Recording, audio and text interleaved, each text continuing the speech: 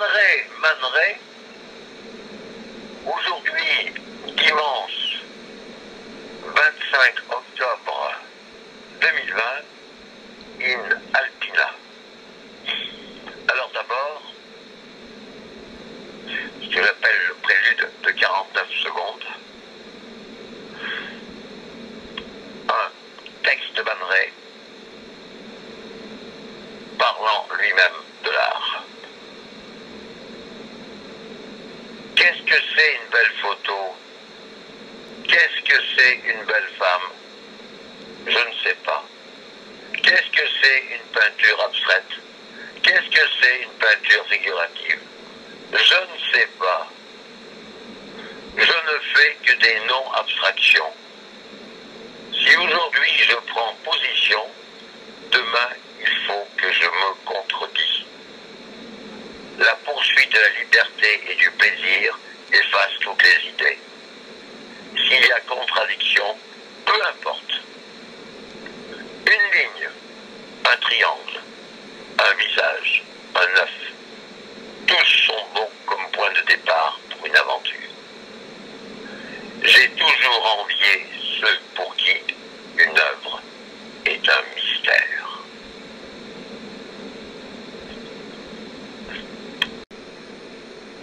Alors maintenant, Caramba, le coyote Kervoul Giraud va essayer en quelques minutes, en 9 minutes, de vous présenter en apéritif Man Ray, car nous vous proposerons plus tard, avant Noël,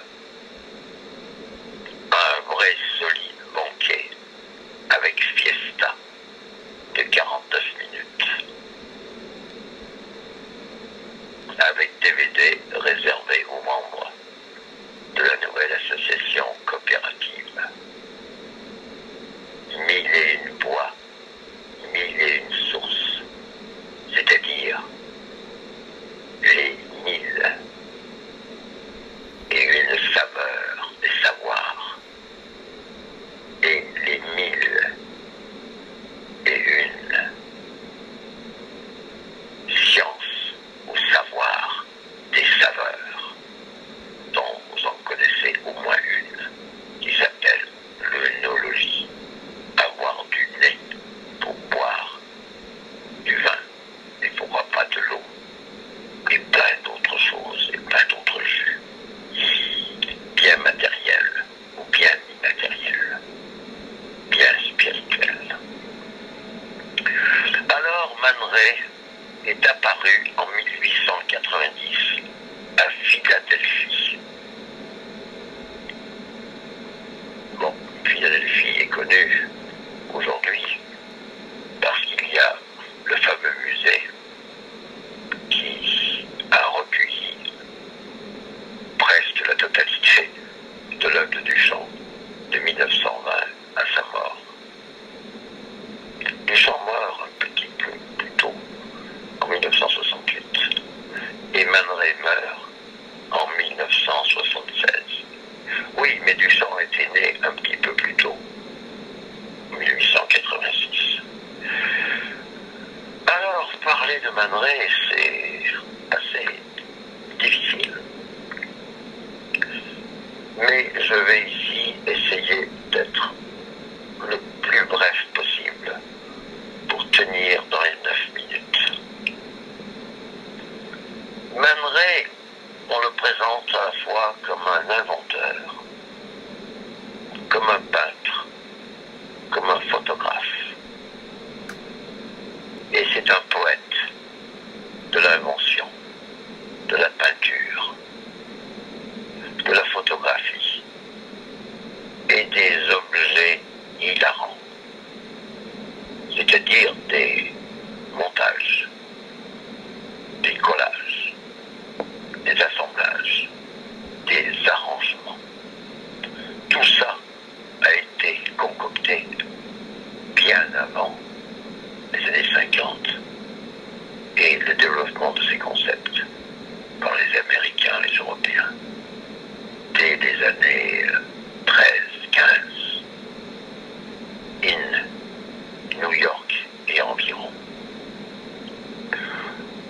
bien sûr, Man Ray est quelqu'un qui peut faire n'importe quoi. N'importe quoi. Il travaille. Il commence par la peinture académique.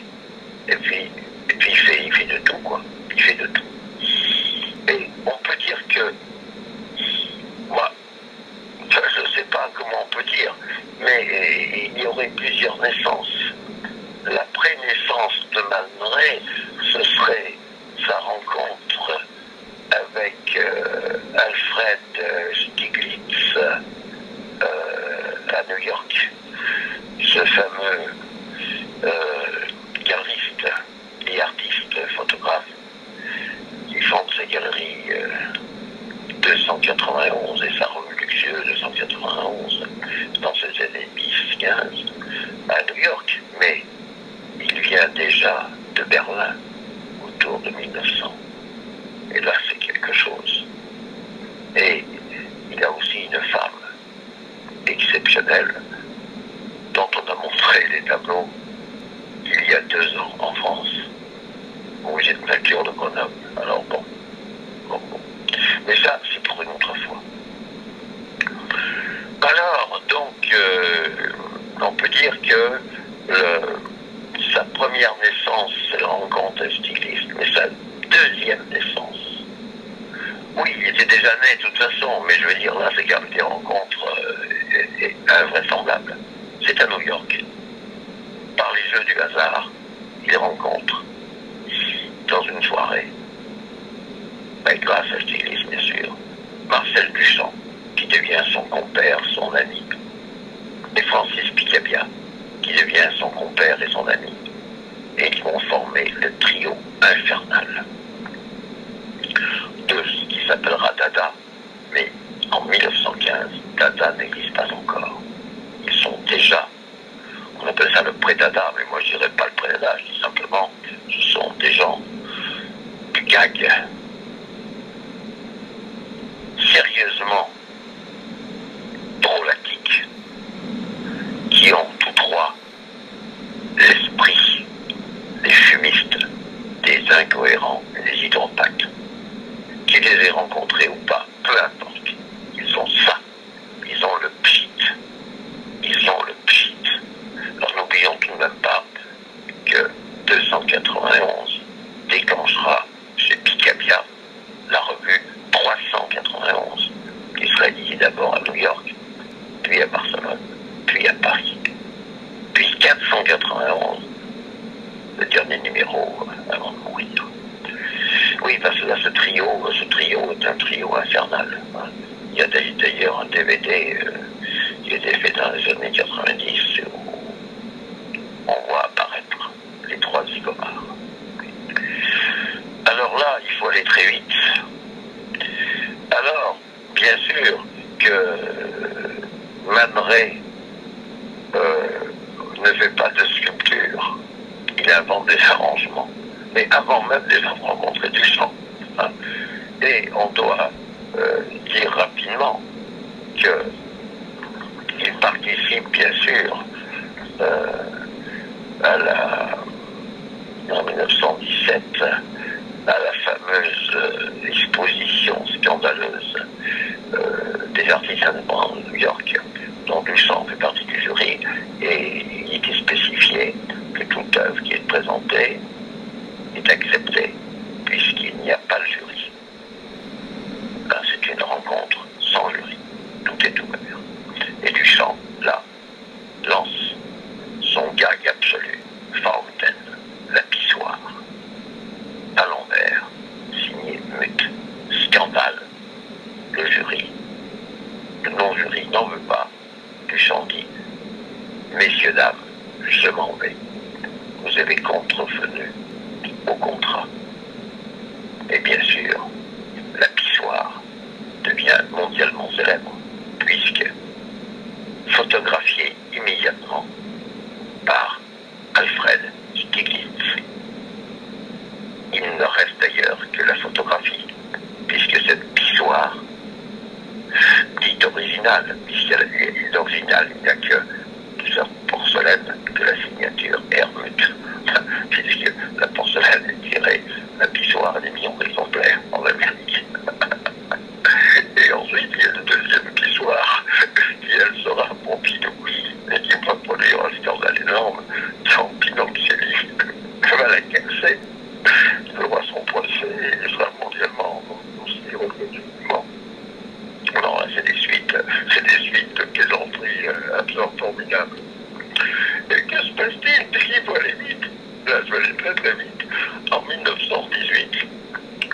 Duchamp rencontre une dame qui s'appelle Catherine S. Dreyer et qui lui propose de l'aider à fonder un musée d'art moderne.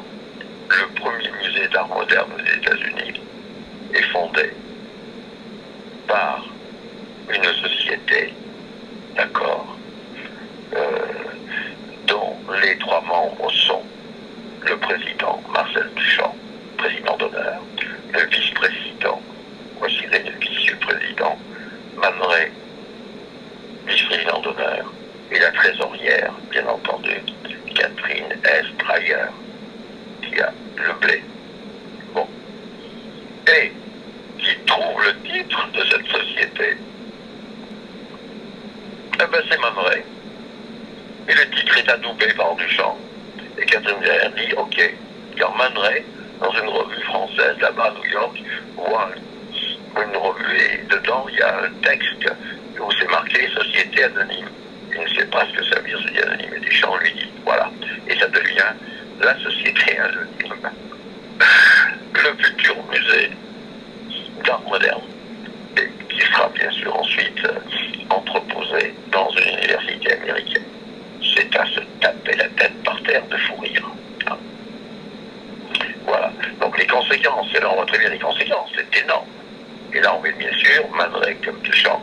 Hein. Donc,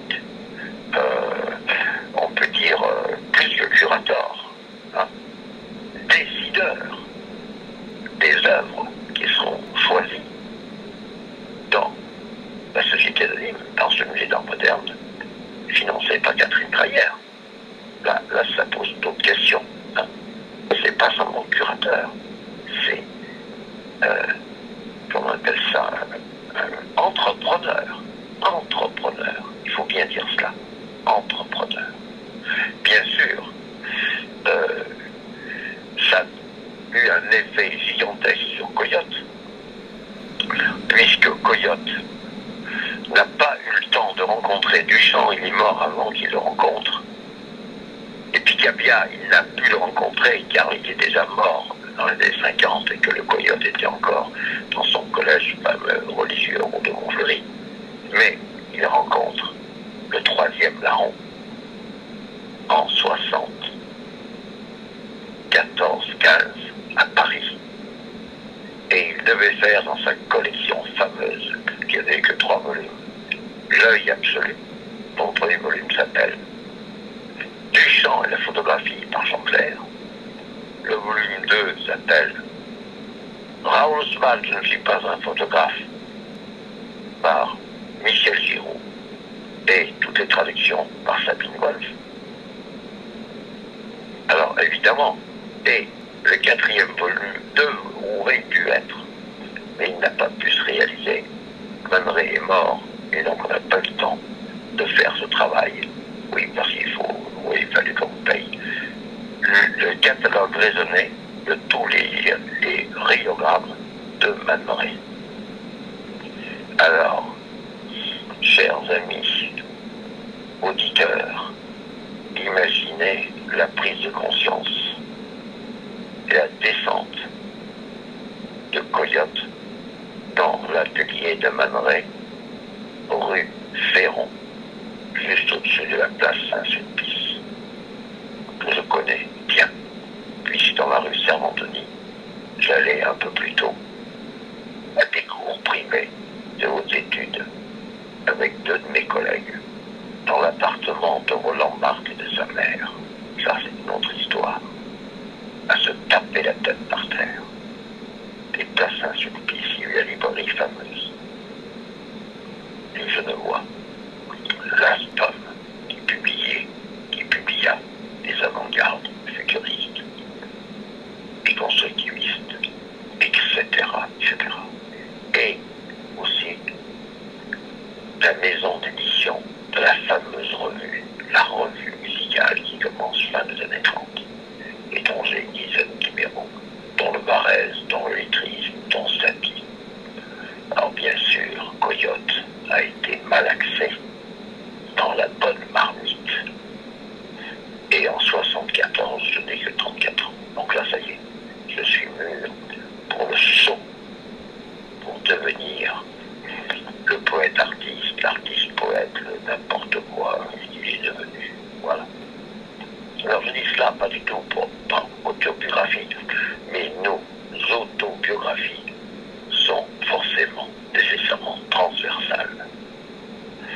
Et à New York, bien sûr, Man Ray rencontre évidemment l'ami commun de Duchamp, le français exilé, Edgar Varèse, marié avec Madame Norton. Et là, bien sûr, on en parlera plus tard. Alors, pour finir, puisque là, c'est un apéritif, Man Ray invente, entre autres, le rhéogramme, c'est-à-dire des photos sans appareil photo, par hasard. Il a posé un objet sur un papier photographique.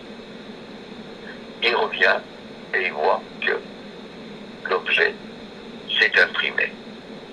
Oui, sur le livre photographique. Prend les traces. Donc il fera la même chose pour le film. C'est les fameux films, et Magnacia, etc. Donc ce qu'on appelle le cinéma absolu. Là, sans appareil photo pour un photographe. Bien sûr, ça vaut rien. Aujourd'hui, ça vaut. Et on dit ça vaut rien à l'époque. Vous vous rendez compte? C'est le pied de nez à la photographie. Et il continue à la même époque. Là, il est à Paris. Il est à Paris en 21. Et il continue, bien entendu, à faire ses photos de mode. Pour vivre. Et ses portraits d'amis, etc. qui ne se vendent pas. Bon.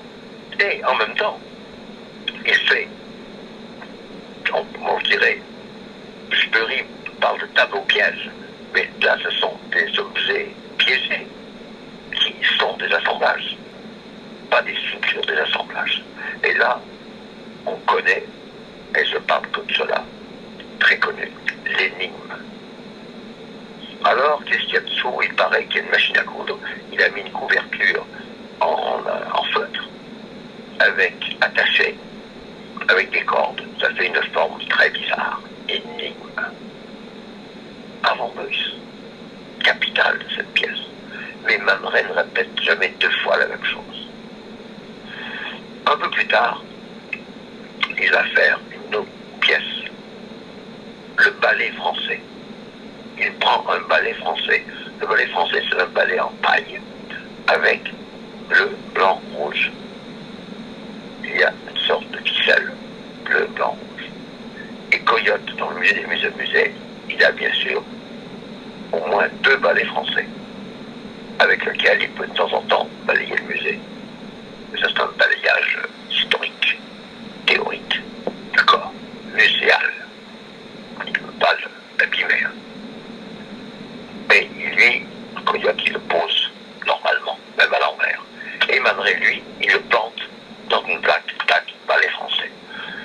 Imaginez bien que ça valait double zéro. Et plus tard, parce que toujours il dit 1920, 1960. Oui, parce qu'il peut le refaire. Bah oui, s'il veut. Bon, parfois il a le concept en 20 et la réalisation plus tard. Il s'en contrefout du temps. Totalement. Tous les historiens longtemps le baba. Il n'y a pas de possibilité de faire une histoire des variations de je ne sais quoi de Man Ray, comme le Duchamp d'ailleurs. C'est une connerie sans nom. C'est l'instant. L'instant peut avoir eu lieu à 8-9 ans et il se réalise 30 ans plus tard ou 200 ans plus tard grâce à Coyote. Parce qu'il y a eu, l'idée est apparue, mais l'incarner, alors on dit l'idée est déjà une incarnation, est déjà une action, et après il n'y a rien. Moi j'appellerais ça, aujourd'hui j'ai trouvé ce terme-là, il y a l'action, hein, d'accord, il y a l'incarnation, et après il y a la réincarnation. Ce qu'on appelle peut-être, c'est une autre manière de voir la restauration. Voilà. C'est-à-dire ici, je vais dire ici la matérialisation de l'idée qui elle-même est déjà une matière spirituelle. Ça, c'est difficile à saisir. Sinon, on ne comprend rien, saisir rien, ni à Picabia, ni à Man Ray et à Duchamp. Parce que le trio Dada Paris, c'est eux. Et ça n'a rien à foutre avec Sarah, bien entendu, ni avec Zurich, ni avec Berlin. Là, et c'est déjà avant que Dada existe. Donc Dada existe déjà avant, c'est pas un pré-Dada. Je reprends, donc il y a toujours ces historiens à la noix qui disent oui, c'est pré-dada, c'est post-dada, c'est dadaïste, ça n'a strictement aucun sens. Ces dénominations stupides. Il y a dada, point final, à un moment donné, à Zurich. C'est Bâle Ilsenbeck, et c'est pas Tzara. Voilà, Tzara n'est qu'un récupérateur, un diffuseur, un homme de marketing, et quelque part un manipulateur, pour ne pas dire plus. Ensuite, il y a Berlin. Berlin n'a rien à voir avec Zurich. Voilà. Et après, plus tard, Haussmann dira, c'est l'instant, le présentisme. Il n'y a plus de dada, c'est le présentisme. En dada, c'est le présent. Et dans le sens absolu, sens tibétain, il n'y a que le présent. Voilà, oui, oui, ça remet en cause énormément de choses. Ça ne veut pas dire qu'il n'y a pas d'histoire. Et ce sont des histoires, des fictions, des rencontres. Mais il faut d'abord avoir eu l'épuisement avant 10 ans, entre 7 et 9 ans. Bon, la blague, mais la blague sérieuse, la blague comme vivacité. Alors, pour finir, là, je dirais ce que je disais sur Man Ray. Là, donc, il n'est ni pré-dada, ni dada, ni post-dada. Il est Man Ray. Et en 1958, il invente quelque chose d'invraisemblable qu'il appelle la peinture naturelle.